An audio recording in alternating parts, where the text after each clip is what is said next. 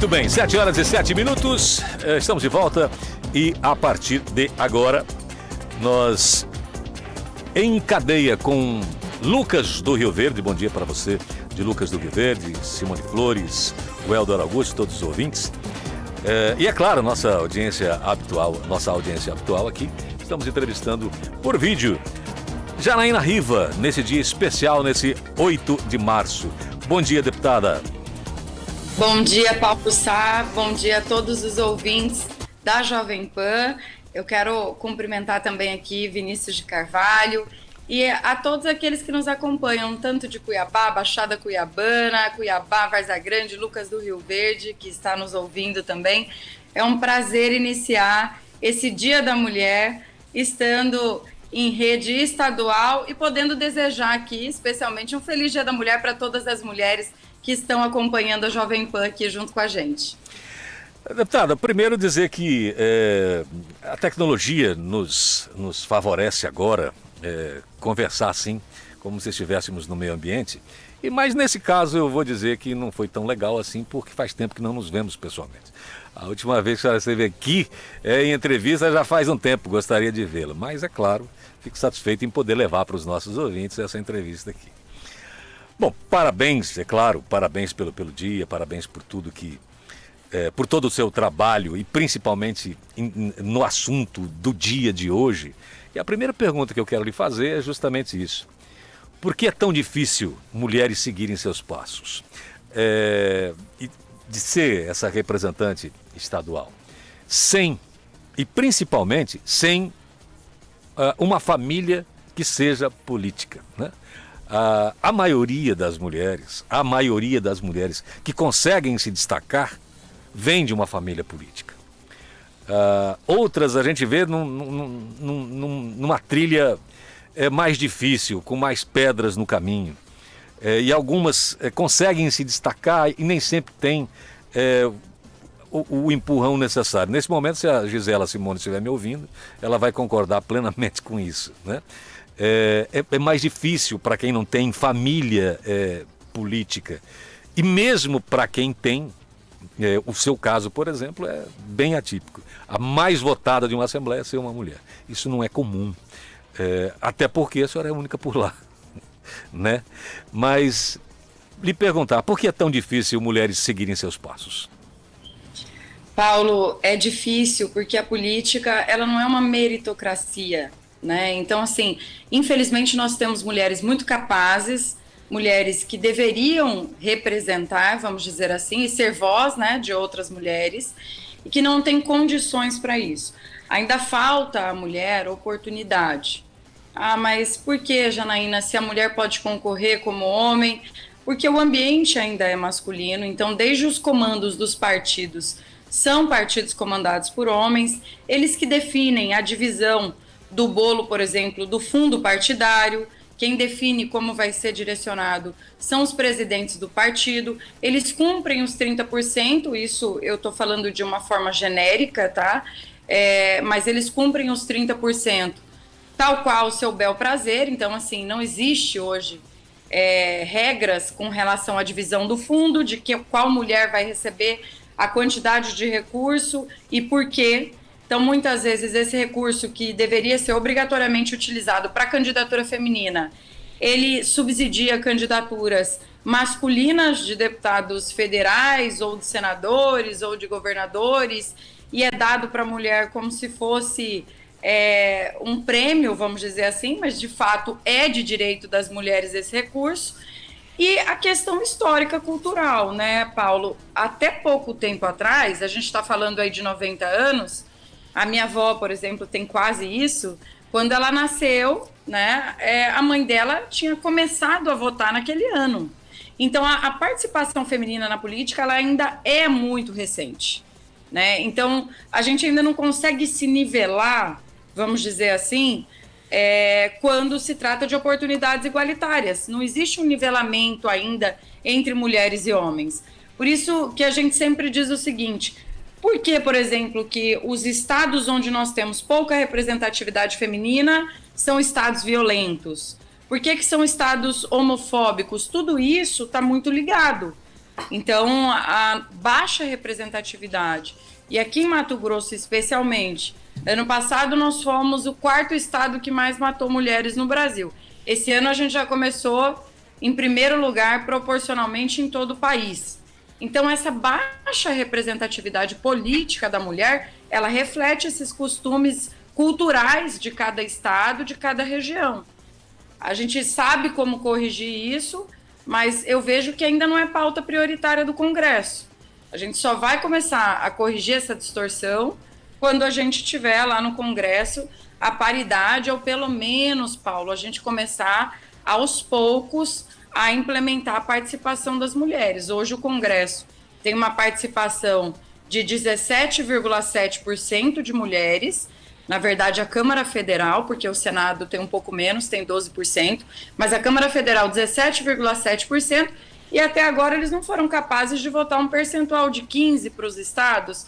Aí a gente começa a ir corrigindo essa distorção. Mato Grosso, por exemplo, nós teríamos, Paulo, 3 mulheres, 3 vezes mais, no mínimo 3, né? 3 vezes mais do que nós temos hoje.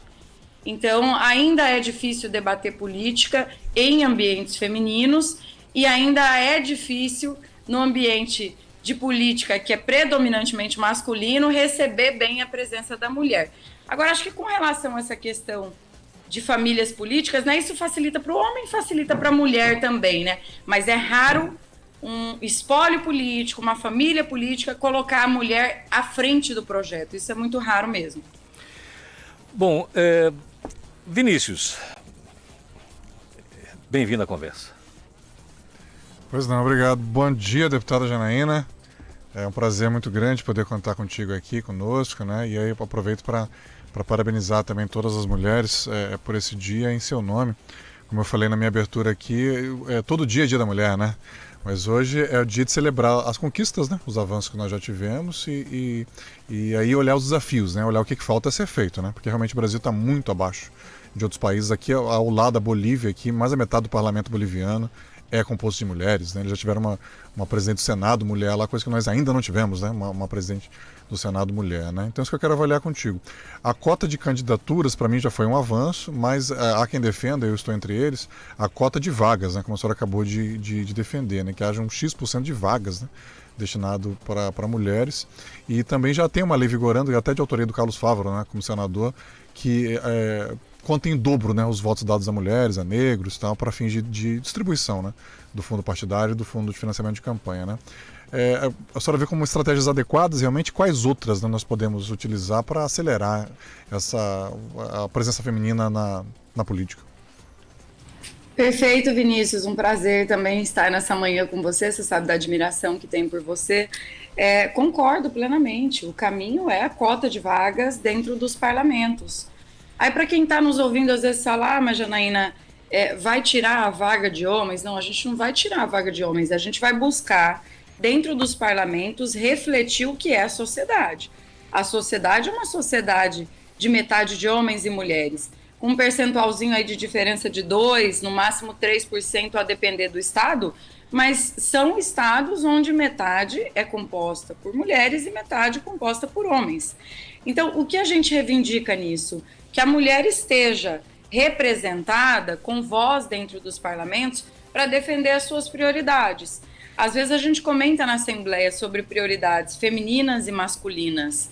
Nós mulheres, nós somos mais essenciais, sabe? Aquilo, tudo que é inerente à vida e ao ser humano, para a mulher tem mais força e tem mais necessidade de recursos. Quando a gente debate hoje, Vinícius, violência contra a mulher, onde a gente esbarra? No recurso. Hoje, o maior crime que nós temos no estado de Mato Grosso e no Brasil é Maria da Penha. Eu vou dar aqui números para vocês aproximados, porque a gente fez uma audiência pública agora na segunda-feira e isso está muito fresco para mim, né? Então, a gente ouvia a delegada, a doutora Daniela Maidel, que é hoje a delegada-geral do estado de Mato Grosso, e ela dizia que a cada 10 boletins de ocorrência, sem medo, ela pode dizer que de 5 a 6 são de violência doméstica, né? Então, a gente vê que o maior crime de Mato Grosso, por exemplo, ele não tem secretaria específica, ele não tem núcleo específico de combate Então, por que falta isso? Se a gente tivesse uma representatividade maior de mulheres, eu tenho certeza que o cenário seria diferente. Porque nós, mulheres, sabemos que a nossa independência, ela fica atrelada à questão da violência. Não só, né, a violência do apanhar, de ser agredida, mas a violência psicológica, moral, o assédio, né, que é algo que ainda é recente. A gente não falava de assédio até pouco tempo atrás. Para você ter uma ideia, a gente não tem um regramento sobre assédio dentro da Assembleia. Comentei essa semana com os deputados. Falei, olha, a gente precisa fazer uma resolução agora no mês da mulher, classificando o assédio, por exemplo, como motivo para abertura de PADs, para motivo de investigação na Comissão de Ética de Parlamentar. E ainda é um assunto que as pessoas têm medo. Então, é tudo muito recente. A gente falar sobre isso é recente porque a nossa participação política é recente. Então, o que eu quero destacar também, né? As pessoas acham que a representação feminina é um fim em si mesmo, né? Mas a gente estava até buscando aqui esses dados, mas tem uma análise feita pelo Observatório do Legislativo Brasileiro, que é uma ONG, né, lá em Brasília, né, que olha que as mulheres, elas têm pautas diferentes dos homens realmente. Quando eles olham as deputadas federais, né, eles analisaram lá as deputadas e as senadoras, né, dá para ver que as mulheres, mesmo as mulheres de direito, de centro-direita, elas pautam mais questões ligadas à educação, à saúde, à assistência social, cultura, lazer, né? Ciência e tecnologia, enfim, elas têm pautas diferenciadas, quer dizer, então tem uma bancada feminina, não serve só para elas, né? Serve para a sociedade como um todo, né? Como é que a senhora vê isso?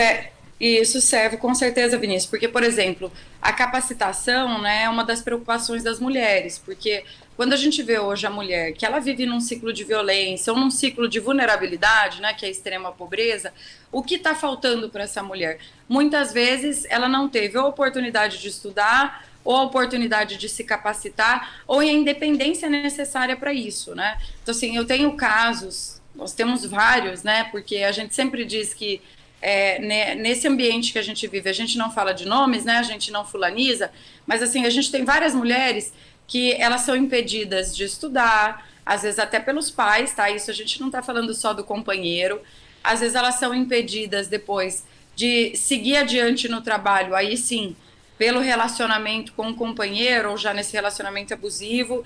Essa mulher, às vezes, ela é impedida de tomar qualquer remédio anticonceptivo, né, qualquer preventivo para não engravidar. Então, assim, nós temos mulheres muito vulneráveis ainda. E nós que estamos aqui, né, vamos dizer, no poder ou em ambientes de poder, porque não é só na política, né, nós temos mulheres muito envolvidas com essa causa de direitos da mulher e da família, desembargadoras, delegadas, militares, nós temos várias. E todas essas mulheres hoje, advogadas autônomas também, é claro, mas todas essas mulheres hoje, elas têm a preocupação, como você disse aqui, com pautas diferentes de homens. Então, a nossa pauta, por exemplo, é saber se tem ginecologista dentro dos bairros para que as mulheres possam fazer exame básico e preventivo de câncer de colo de útero, é para saber se a mulher tem condições de realizar uma mamografia, que também é algo que pode salvar a nossa vida. O maior medo da mulher, Vinícius, olha que coisa interessante, mas o melhor medo da mulher, mãe, é morrer e não ter como seus filhos serem criados. Então, assim, as mulheres têm preocupações distintas dos homens, né? Nós acabamos agora nos tornando... O homem era, antigamente, né, o arrimo de família que sustentava a casa. A mulher é o arrimo que sustenta a família. Então, assim, é muito parecido, mas a família, na minha opinião, ela só existe com essa presença efetiva da mãe, da função da mãe, que é a função de zelar pelos filhos. Então, essa responsabilidade maior que a gente foi criada com ela, você sabe disso, desde criancinha, a gente já ganha uma boneca e um fogão, então a gente já começa a ter essa preocupação de cuidar da filhinha e também de alimentá-la e de pensar nesse ambiente de lar. E os homens têm uma criação diferente. É lógico que isso vem mudando aos poucos. Como você mesmo disse aqui, você é um homem que defende a cota de vaga de mulheres. E eu não sei se você tem uma filha ou você é casado, mas geralmente esses homens da nova geração, que são casados com mulheres fortes e que têm nas suas filhas essa expectativa de que elas tenham um futuro melhor, eles têm essa preocupação hoje com a violência doméstica, porque não é um ambiente seguro hoje dentro de Mato Grosso para a mulher, né? Nós temos casos aqui em Mato Grosso de idosas de quase 80 anos estupradas saindo da igreja. Então isso não pode ser preocupação só minha que sou mulher, isso tem que ser preocupação de homens também, que zelam pela sua família e pelas mulheres. É verdade, eu tenho uma filha, assim, deputado, de 13 anos, né? Também penso nela, mas penso de forma social, porque precisamos ter correspondência, né? Até entre como a senhora bem disse, entre a sociedade e os parlamentos têm que representar, né? Tem que ser representativos, né? Tanto que o primeiro-ministro... Perfeito. O primeiro-ministro... Perfeito. Desculpa, pois não. Vinícius, me desculpa até lhe interromper, mas essas meninas agora, né, que nós temos de 13 anos, você tem uma, eu tenho uma também, a minha também tem 13 anos. Elas são meninas que nós já estamos criando com focos diferentes, né, com novos objetivos e abrindo espaço para elas, né? Então eu vejo assim na minha filha, e é isso que eu desejo para a filha de todos os homens e mulheres de Mato Grosso e do Brasil. Eu quero que primeiro ela estude, eu sempre converso com ela sobre isso. Olha, casamento só depois que você estiver formada, você pagar as suas contas. Antigamente não tinha essa preocupação, e aquela história do conto de fadas, do casamento onde a mulher encontrava um príncipe que ia zelar por ela, cuidar dela e sustentá-la, isso acabou. Então, essa nova geração de mulheres, eu penso assim, que se nós já estamos fazendo histórias, eu imagino o que vão fazer a minha filha, a sua filha e a filha de quem está nos ouvindo, com as novas oportunidades que as mulheres encontram hoje no ambiente de trabalho, no ambiente público, privado, que elas podem ser aquilo que elas desejam ser. Então, é essa geração que nos preocupa hoje, porque eu sei que a nossa geração, ela hoje já tem espaços abertos graças àquelas que muita gente critica, tem mulher que tem coragem de criticar os movimentos feministas, que não fossem, se não fossem eles, elas hoje não estariam votando, elas hoje não poderiam sentar na mesa com homens, elas hoje não poderiam participar de atos públicos e políticos. Então, assim, essas mulheres não têm noção do que foram aquelas mulheres lá atrás para a gente. E do jeito delas, elas conquistaram hoje o direito, por exemplo, de eu ser deputada pelo meu estado. A sua filha você, incentivará, se acaso ela resolver... eu sei que sim, mas acho que é necessária essa pergunta. A sua filha, a senhora deseja para ela um futuro na política? Não. Ah, com certeza, Paulo. Assim, eu falo com a Sofia sobre isso, do quanto é difícil, e ela acompanha no dia a dia. E eu brinco com ela quando ela fala, às vezes, eu tenho vontade de participar mais da política. Eu brinco com ela, seja médica, mas pelas dificuldades que eu sei que são e pelo quanto a gente ainda sofre nesse ambiente. Isso não só a mulher, mas vocês sabem que é um ambiente muito competitivo e hostil ainda. Isso vem melhorando também, inegável que vem melhorando. Mas ainda as redes sociais ainda são uma novidade nisso, então você é muito exposto, né? Mas é lógico que tanto ela quanto outras, que às vezes eu encontro meninas muito pequenininhas e que falam que querem ser vereadoras, querem ser deputadas. Eu me lembro, esses dias eu fui em Planalto da Serra, me espantei com uma menina de 14 anos, mas com um discurso muito bem colocado politicamente. Elas hoje se veem, né? Elas se veem na minha representatividade. As meninas negras se veem quando tem uma mulher negra que está falando por elas, a gente vê muito isso. É por isso que a gente fala sempre, é importante a participação da mulher, mulher branca, mulher negra, homem branco, homem preto, para que todo mundo esteja representado. Então eu acho sim que a cota é muito importante, justamente para atender essa finalidade, de cada um sentir aquilo que o seu semelhante sente. Esperamos, é claro, que ela não tenha uma decisão de Sofia, né? Escolha de Sofia. A escolha de Sofia. Tomara que não seja para ela assim. Pode ser deputada, mas primeiro vai formar. Com relação às cotas, deputada, eu sempre falei o seguinte: no Brasil, quando você vê a lei no papel, é fantástico. O objetivo dela, quando você vê o objetivo da lei, você fala, nossa, isso aqui é o que se precisava. Você coloca em ação, você vê o desvirtuamento, mas de imediato. Não acontece aquilo que está no papel em quase nada, né? Sempre se tem um jeitinho, uma coisa. As cotas, 30% nos partidos. Pode cassação. Você tem a cassação, mas ele termina o mandato dele, não acontece nada, fica elegível para a próxima. Na prática, não acontece nada. Do outro lado, você tem o quê? Mulheres servindo de laranja, e aí eu acho que cabe, talvez até a vocês mesmas, uma campanha contra isso, porque aceitando esse tipo de condição, né, de ser laranja, de fazer rachadinha com malandro, né, acaba prejudicando justamente um instrumento que foi criado para beneficiar a todos, inclusive, com a participação maior da mulher, ou não? Paulo, eu concordo plenamente, mas essas leis, como você disse, elas cumprem 100% a sua função? Não. Mas eu posso dizer para você que 50% elas cumprem. Nesse caso, para nós mulheres, eu, por exemplo, eu sou muito crítica a essa questão da reserva de vaga e preenchimento obrigatório. Agora, eu entendo também que se não tivesse o obrigatório, ia praticamente ser composto só por homens. Porque o que a gente vê dentro dos partidos é a gente ter que tirar os homens para colocar as mulheres por conta da lei. Eu imagino que se essa lei não tivesse vindo, apesar de, como você disse, ainda não cumprir 100% a sua justificativa de criação, ela já favoreceu e facilitou o ingresso da mulher na política. O fundo eleitoral, por exemplo, esses 30% obrigatório de distribuição, esse sim, Paulo, esse está fazendo mulher ser eleita em todo o Brasil. Se você der uma olhadinha aí, por exemplo, aqui em Mato Grosso mesmo, né, nós tivemos um recorde, né, de 2 mulheres eleitas federais, que poderiam, inclusive, ter sido 3 mulheres, porque nós tivemos a Rosa Neide, que foi a mais votada do estado, com 124 mil votos, e por conta da regra eleitoral, que eu já, inclusive, falei muito sobre isso, eu sou contra, sabe? Eu, na minha opinião, a gente deveria já estar no distritão, os mais votados deveriam entrar, na minha opinião.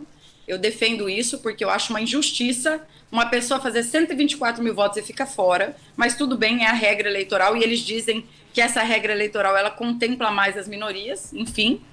E nós tivemos, então, 3 mulheres muito bem votadas, que seriam deputadas federais, e 2 que são deputadas federais. Nunca houve esse número no estado de Mato Grosso. Essas mulheres foram apoiadas pelos seus partidos, e se não fosse esse recurso dos partidos, elas não teriam do bolso para serem candidatas. E eu estou falando com a legitimidade de quem conhece pessoalmente as 2, né? Tanto a Coronel Fernanda quanto a Amália também. Então, o fundo, ele hoje auxilia as mulheres, mas esse fundo, eu sei quanto veio, para quem foi, eu não sei. E isso que eu sou a vice-presidente do MDB. Então, assim, muita coisa ainda precisa melhorar nesse sentido. Mas elas fazem avançar, Paulo, elas fazem avançar. Eu sei que, por exemplo, quando vierem as cotas, quando elas surgirem, a gente não sabe quando vai ser, porque eu vi uma mensagem da Câmara Federal essa semana: olha, mulheres, a gente está diminuindo a burocracia para empréstimo. É assim, a gente coça para não comentar, olha, muito obrigado, mas não é isso que a gente quer. O nosso desejo é que a Câmara Federal apoie e faça com que as cotas sejam aprovadas junto ao Senado. Nem que seja, como eu disse aqui para vocês, dentro do número de mulheres que já existe no Congresso, que daria mais ou menos 14%, 15% entre Senado e Câmara Federal. Se isso fosse feito, como eu disse a você, aqui nós teríamos 3 mulheres, 4 mulheres. Aí sim, a gente começa a ter mais poder na hora da discussão de fundo eleitoral, ter mais poder na hora de discussão de regras eleitorais e ter mais poder também para a gente discutir orçamento. Porque, como vocês disseram aqui, assunto de mulher não é exclusivamente mulher. É saúde pública, é educação, tem a preocupação com a infraestrutura. Quando eu falo que ela é necessária e mais essencial, é porque a mulher se preocupa mais com aquilo que é necessário para viver.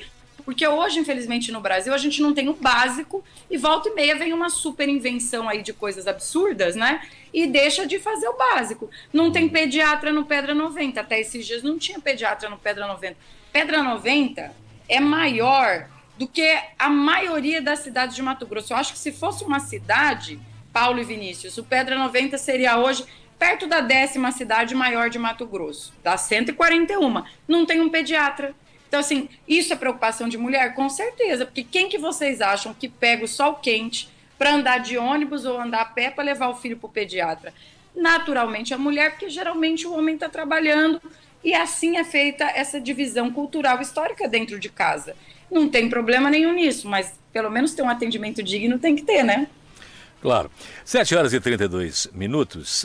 Deputada, um colegiado com uma mulher só, a pergunta agora, A gente sabe que muitas vezes deputados votam em projetos de parceiros e colegas que eles nem acreditam e nem acham que seja pelo menos constitucional.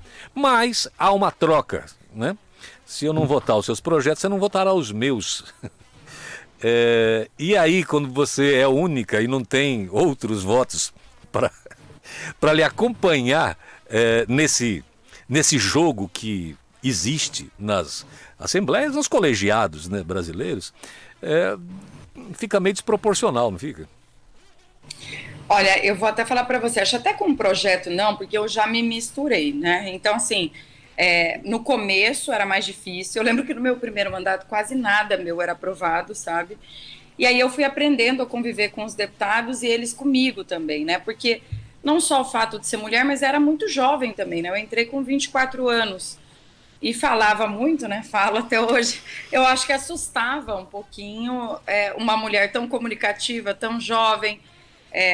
Não vou falar que eu sou bonita, né? Porque senão vocês vão falar que eu tô muito arrogante. Mas eu brinco com eles que eu sou a mais bonita da Assembleia. Esse tipo ninguém me tira dos deputados, porque só tem eu, então eu sou a mulher mais bonita. E aí todo mundo se diverte com isso. Mas assustou a aparência e tudo isso no início. Então eu fiz um trabalho com eles assim, hoje para mim isso é superado. Mas na mesa ainda é uma dificuldade. Porque é muito comum, quando a gente vai... Vamos falar aqui, a gente está num churrasco, né? Você vai num churrasco da família. É meio natural que as mulheres se identifiquem mais uma com a outra, a gente fica junto e os homens ficam juntos no churrasco. Então, num ambiente de um plenário, de uma casa legislativa dia a dia, é natural que os homens se identifiquem mais entre eles e eu acabe ficando um pouco mais sozinha. Então, na disputa da mesa, eu vejo essa diferença. Agora, aí o que eu tenho feito, né, Paulo, para tentar superar isso, né? Uma relação muito forte com o meu partido. Então, eu comemorei essa semana a permanência do Juca, isso era importante, não só para o Juca do Guaraná, aliás, ainda não ficou definido, mas a gente já estava numa situação já estava numa situação tão ruim que a gente está comemorando que agora pode dar certo do Juca realmente ser o titular e a gente acabar com essa discussão. Então, o Juca, por exemplo, para mim é uma conquista partidária, porque hoje um partido com 4 deputados é um partido de muita força.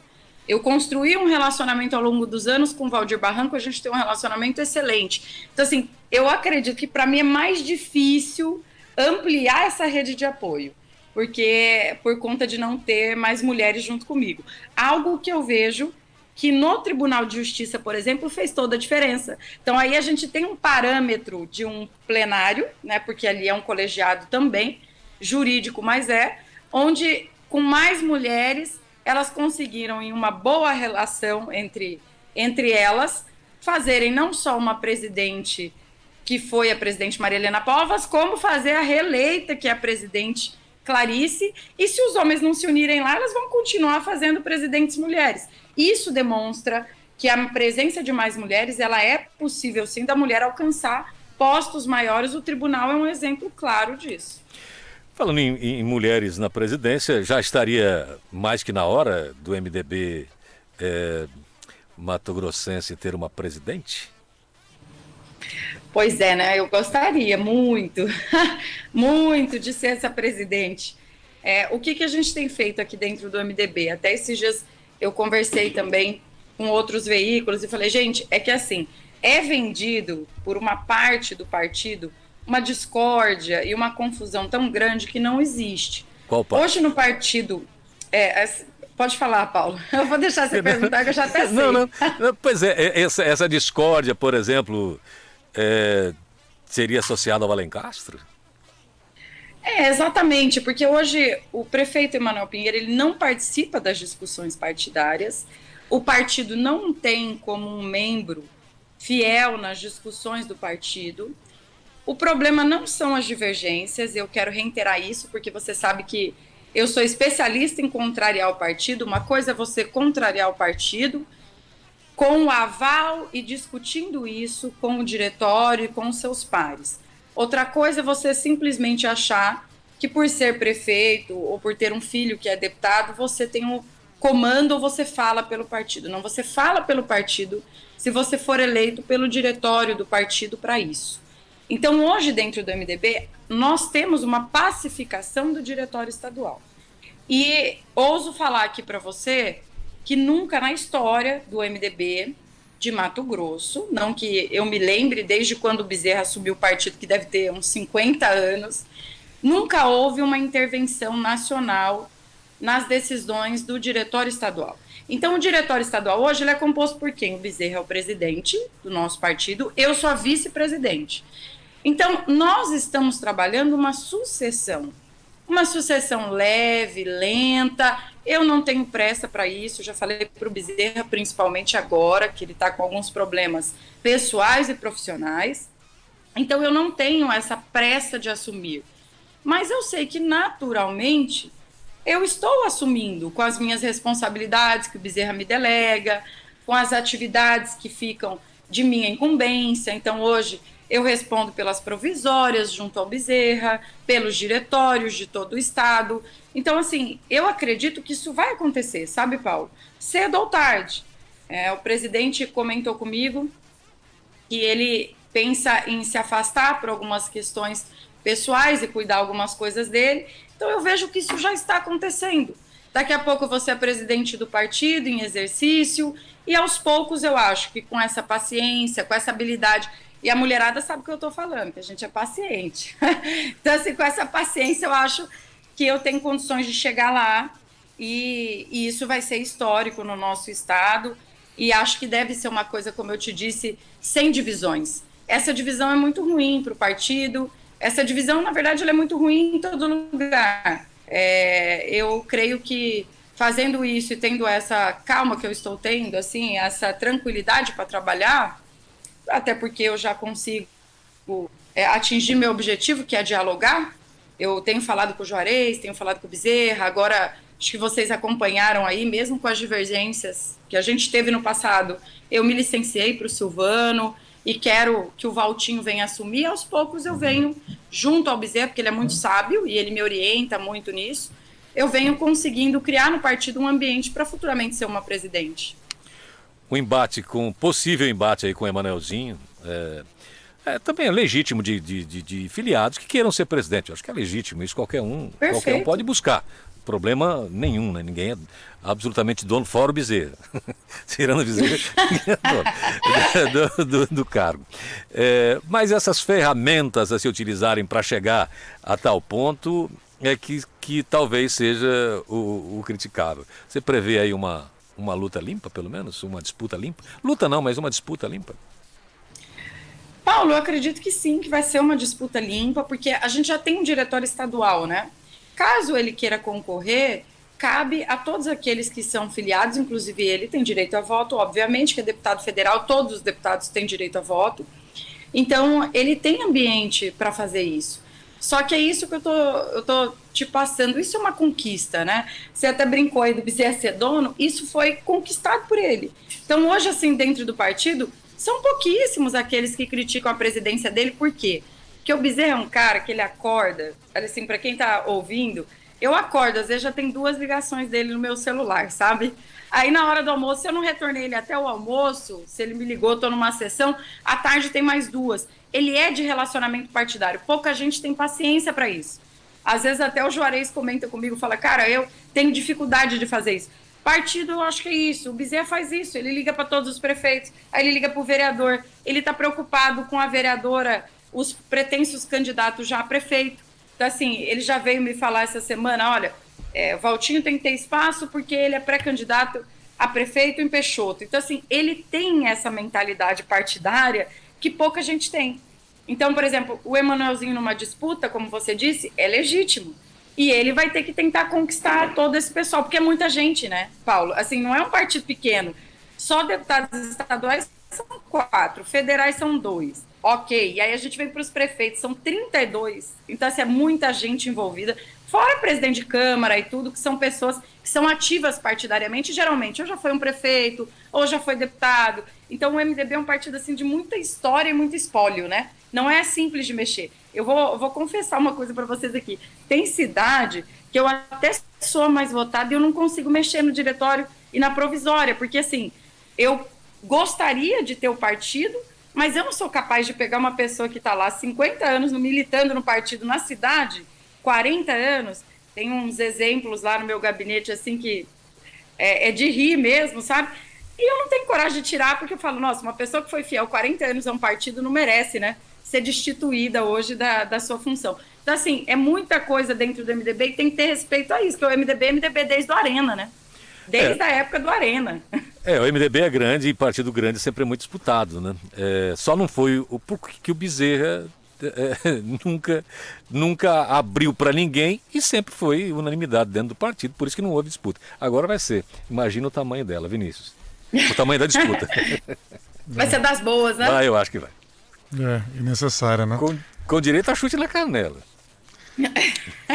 Eu quero o Bezerra aqui do meu lado, aqui, ó. Isso que eu quero. Sim, Vinícius. Então, e só para destacar, né, deputada, que as duas federais eleitas, né, tanto a Coronel Fernanda Rubio quanto a Amália, assim, não tem relação direta com nenhum político, né? Porque nós tivemos já duas deputadas federais, a Tete Bezerra e a Celcita, né, Pinheiro, lá em 2002, né? Não, desculpa, a Tete e a Thelma. Tete e a Thelma. A Thelma também eu diria que até que a única relação política que elas tinham era com o Bolsonaro.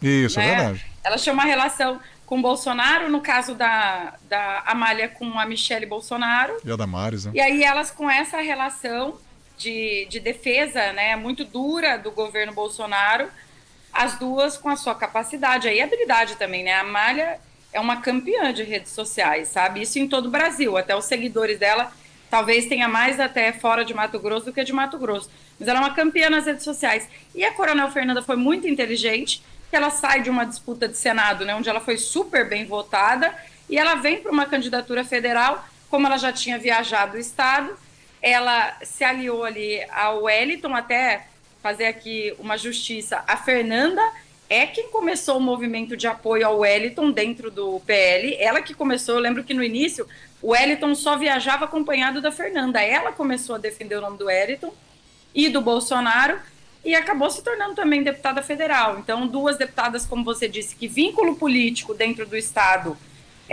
como eu, Thelma, Celcita e outras, Teté, elas não tinham e conseguiram ser eleitas. Eu queria fazer esse destaque. E, realmente, mais bem votadas, as duas mais bem votadas foram mulheres, né? A senhora e a Rosa Neide, isso nunca tinha acontecido antes, né? E nós estamos aí com a presidente do Tribunal de Justiça, que você lembrou bem, né?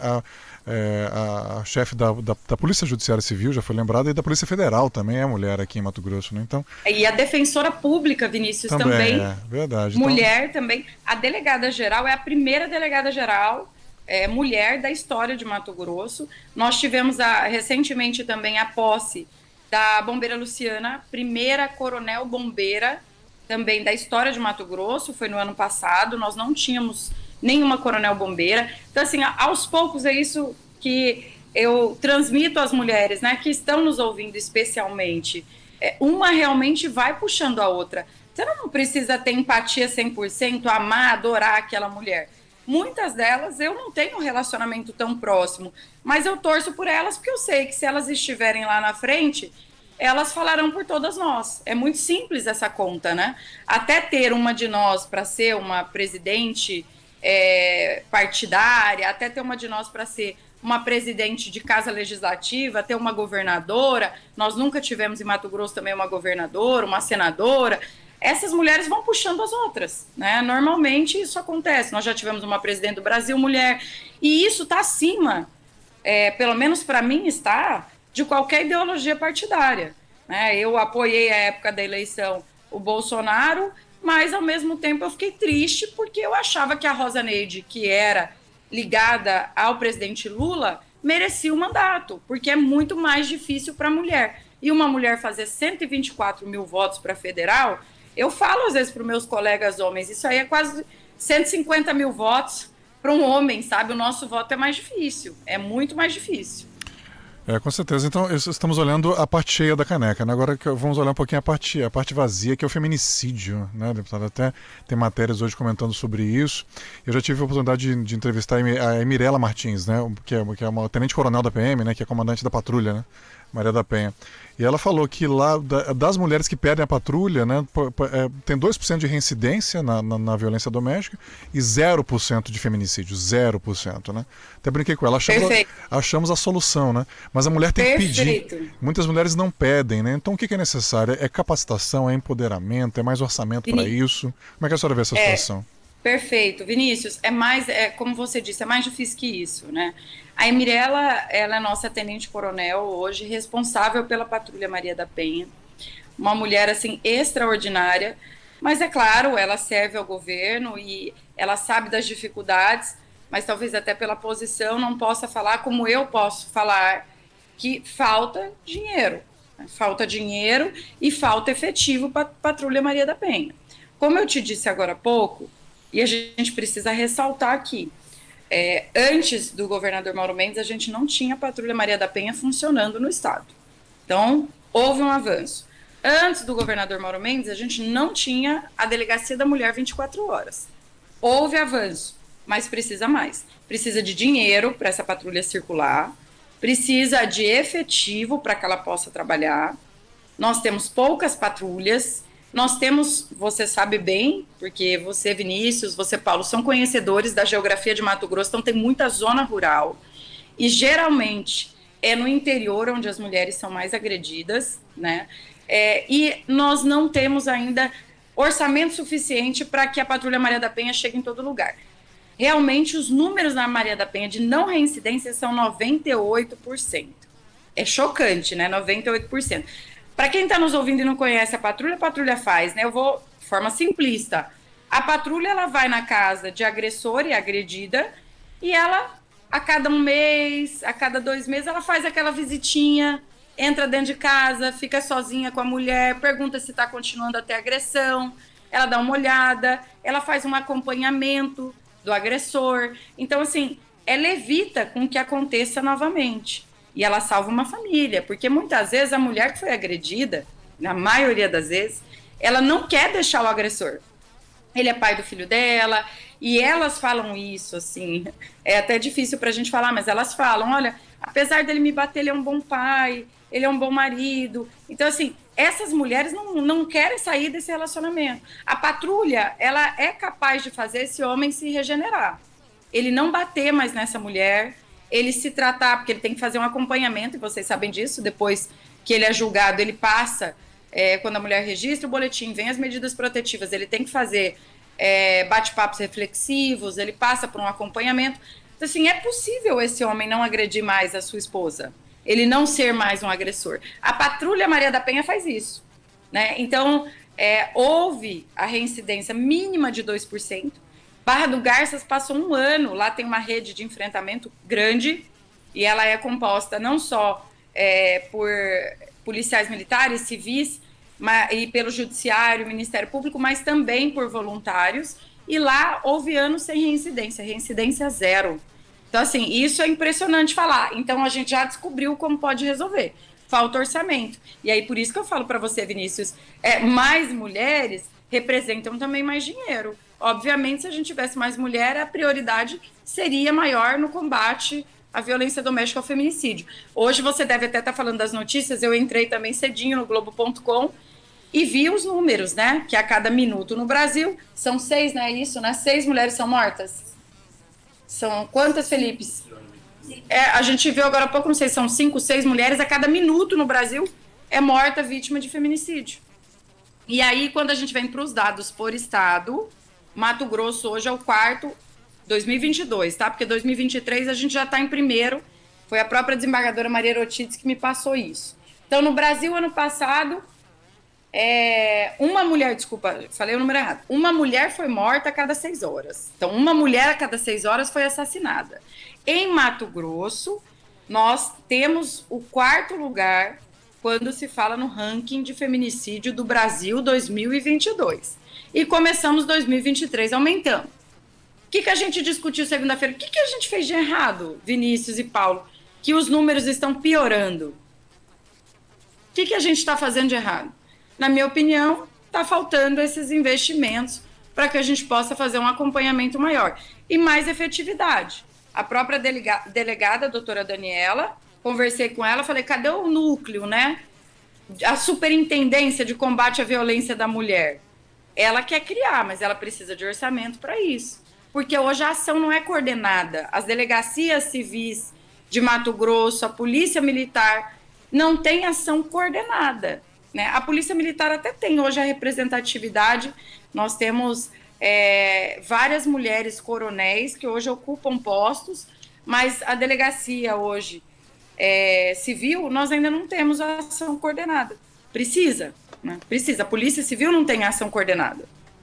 E a senhora tem apresentado emendas à LOA, porque é um papel teu, né, deputado? Emendas nesse sentido, para maior dotação para essas políticas? Com certeza. Não só eu, tá? E eu também preciso fazer essa justiça, né? Hoje os deputados, eles são parceiros quando se fala do combate à violência doméstica. Então, a gente deu uma bombada no orçamento da segurança. E a gente trata especificamente sobre a violência doméstica quando a gente faz isso, mas a gente não tem um órgão e um núcleo para passar isso, o que é necessário. E aí a criação, ela realmente só pode ser feita via governo do Estado.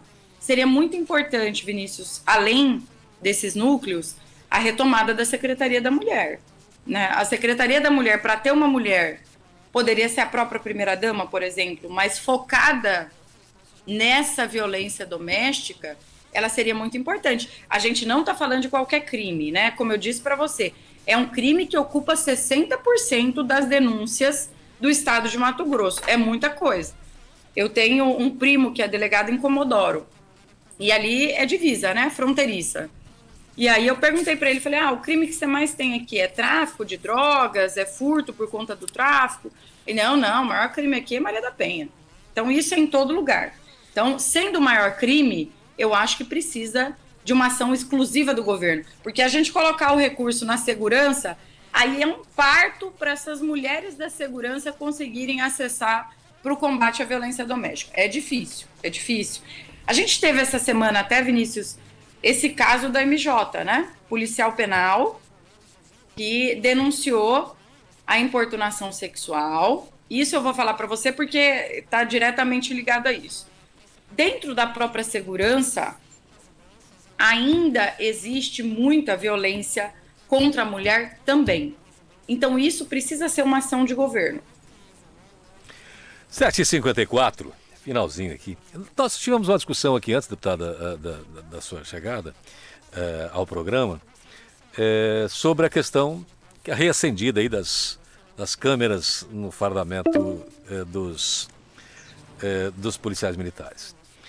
E de cara aqui, nós temos, primeiro já houve uma discussão na Assembleia, isso se perdeu. Agora o Wilson Santos retoma. O secretário de Segurança diz que tem um impacto orçamentário. Está falando a primeira vez que um secretário fala, cuidado que vai gastar dinheiro. E o próprio governador disse, olha, nós precisamos, os estudos não foi bem aceito e tal, enfim, revelou-se aí que não tem assim uma aceitação tão fácil deste projeto. Até porque, ao que parece, a tropa mesmo rejeita, né? A tropa rejeita, né? E falamos aqui que se não houver do governo federal investimento nisso, de colocar para o Estado isso, e até inclusive comprar e enviar, nós teremos dificuldade aqui, principalmente aqui no Estado e outros também, mais do que em alguns de se implantar. A senhora é favorável? Concorda com isso ou não? Eu entendo o seguinte, Paulo, no começo até, se pegar algumas falas minhas, eu era muito favorável à implantação das câmeras. Acontece que eu acho que, e acredito nisso também, eu acho que essa dúvida do governo com relação ao tema é pelos números da segurança depois que as câmeras são instaladas.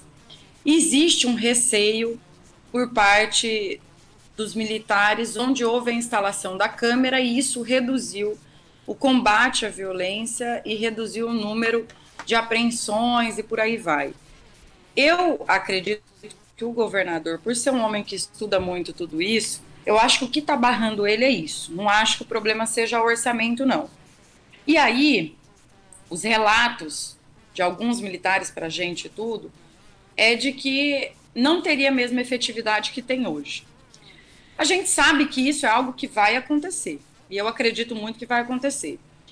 Mas eu acredito que o governo tenha que capacitar antes a polícia para isso. Precisa melhorar a nossa polícia militar, ser capacitado para que isso não afete os dados da segurança do Estado. A população aprova. Se você fizer hoje uma pesquisa aí, eu acredito que 90% da população aprova a medida, né, de colocar câmera. Não sei se é por aí que deve chegar os números, né? Agora, eu vejo que é algo que tem que ser muito mais bem pensado do que só no discurso. Acho que a Secretaria de Estado de Segurança Pública precisa fazer um estudo disso, de quais serão os impactos, de como a gente prevenir os impactos e depois, sim, fazer um planejamento para que sejam instaladas as câmeras. Eu acho que isso é algo que vai acontecer, como eu te falei. Não sei se a nossa Polícia Militar está preparada para isso agora. Neste momento, a senhora é contrária? Nesse momento eu sou contrária. Se você falar para mim, Janaína, vamos instalar amanhã, eu sou contrária agora. Eu acho que primeiro precisa capacitar a Polícia Militar do Estado para isso. Acho que é importante no âmbito dos direitos humanos. A gente viu algumas imagens muito fortes com relação à atuação parlamentar. Acontece que isso tem um apoio popular muito grande, e vocês devem também ter visto isso, nesses incidentes trágicos que aconteceram, que a gente presenciou. Teve um caso, inclusive, que é no bairro onde eu vivo, que é no Jardim Florianópolis, né, que moro aqui hoje, e teve um caso que foi na cidade de Vera. Sim. Esses casos, ele trouxe a indignação de poucas pessoas e trouxe a comemoração de muitas. Então, é preciso a gente estudar e a gente poder trabalhar com a polícia isso. Eu vejo, por exemplo, no caso de Vera, tá? No caso de Vera, se a polícia tivesse municiado de arma não letal, ninguém teria morrido, né? E aquele, eu vou falar jovem, né? Porque 20 e poucos anos, é um jovem, que era trabalhador e estava lá ouvindo o som, bebeu e descompensou, acabou sendo assassinado. Até porque ele foi agredir um policial militar.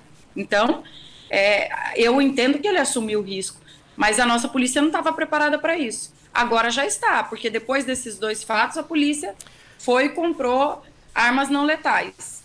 Então, assim, eu acho que precisa ainda preparar a polícia de Mato Grosso para isso. Talvez agora preparando, com essas armas não letais e mais investimentos, agora eu acredito que tenha que acontecer. Se falar, Janaína, você é a favor agora? Não. Mas tem que acontecer? Tem. Uma hora vai ter que acontecer. Muito bem, 7h59, quero agradecer demais aqui, parabenizar, claro, deixar aqui bem registrado isso. A nossa convidada de hoje, deputada Janina Riva, e dizer que apareça pessoalmente. Será... As pessoas aqui da rádio estão com saudade da senhora aqui de vê-la. Eu vou dar um abraço. Eu tenho que dar um vem abraço aqui nos ver. Um abraço grande, parabéns, obrigado por disponibilizar seu tempo para a gente. Obrigada, Paulo, novamente. Obrigada, Vinícius de Carvalho. E eu quero mandar mais uma vez um feliz Dia da Mulher para todas as mulheres que nos acompanharam e agradecer a vocês pela oportunidade de falar um pouquinho sobre as dificuldades ainda que a mulher enfrenta, tanto na política, né, quanto no âmbito pessoal, profissional, as mulheres como todas, as mulheres de Mato Grosso, e dizer aos homens que sejam nossos parceiros, né? Vocês são filhos de mulheres, irmãos de mulheres, pais de mulheres, e nós queremos um ambiente seguro para as mulheres, no seu trabalho, nas ruas, onde as mulheres não sejam abusadas, assediadas, estupradas, e a gente precisa muito de vocês nisso. Até a gente chegar nesse sonho, que é ter os parlamentos de igualdade entre homens e mulheres, a gente precisa muito de vocês nessa luta junto com a gente. Obrigada, Jovem Pan, e um abraço a todos os ouvintes. A gente que agradece. 8 horas em ponto. Vinícius, obrigado.